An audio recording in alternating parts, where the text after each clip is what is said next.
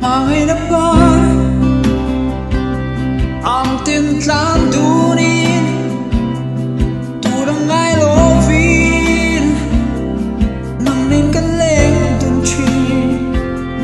Basit dunayero kan karla masaysin, pangliniyong mangmo lang ning kan yung chenhi.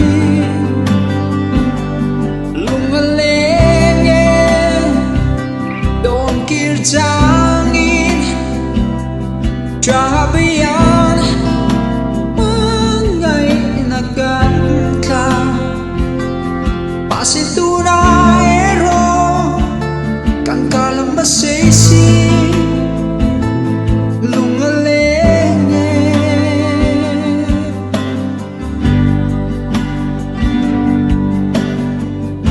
Olo kirlero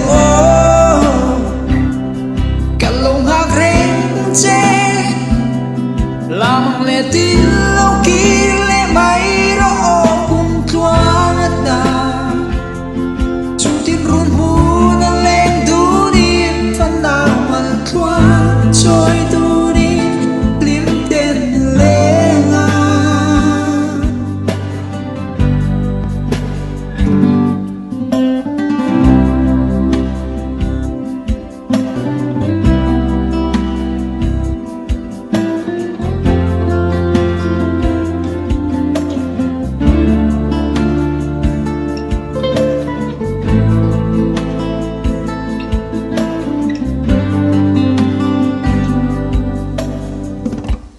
Mangina pa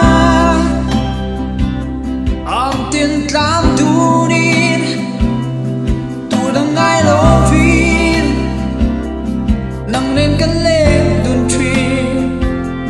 Masitunayero kan kalang masaysi, tonleniyong mangmo